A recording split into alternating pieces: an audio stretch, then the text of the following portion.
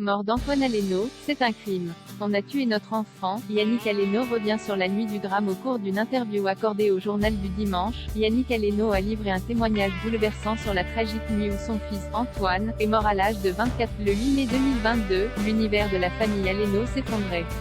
Après avoir terminé son service, Antoine Aleno a raccompagné sa seconde sur son scooter. Alors qu'ils étaient arrêtés à un feu rouge, un chauffard les a percutés, tuant le jeune chef âgé de 24 ans sur le coup. Une tragédie qui a bouleversé la France entière. Son célèbre père, qui possède la même passion que son fils pour la cuisine, a accordé une interview au journal du dimanche, paru 18 septembre. Yannick Aleno et son ex-femme Isabelle sont revenus avec émotion et tristesse sur cette nuit tragique qui a emporté leur fils. Je ne suis pas sûre que j'ai envie de considérer ce qui s'est passé le 8 mai comme un accident. Pour moi, c'est un crime.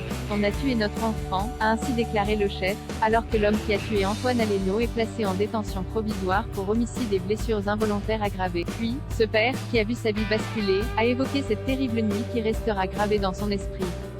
Quand ça vous arrive, un drame pareil, vous découvrez un monde hallucinant, a-t-il expliqué, avant de poursuivre. Au-delà du choc évident de la perte de notre fils, nous nous sommes retrouvés confrontés à une déshumanisation difficile à vivre.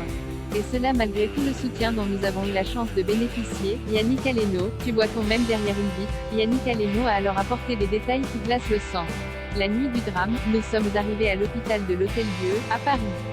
Une pièce glauque, avec une chaise dont nous a tendu un bout de papier, le contact d'une personne au cas où on aurait besoin de soutien psychologique. Et puis, c'est tout. Même pas un verre d'eau. À 3 heures du matin, on est tous les trois repartis chacun de son côté, a-t-il déclaré. Le pire a été le moment où ils ont tenu à voir leur défunt fils. Ça se passe à l'Institut médico-légal, un bâtiment sordide derrière la gare de Lyon.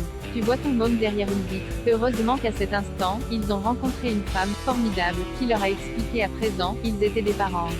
Des parents avec un ange. Si l'on peut récupérer le corps d'Antoine en 36 heures, ils ont tenu à déplorer que pour certaines familles, cela pouvait prendre 3 semaines. Un véritable enfer pour toutes ces personnes qui perdent un être cher. Les parents d'Antoine Aleno ont alors décidé de créer une fondation pour venir en aide à tous ceux qui font face à cette même tragédie.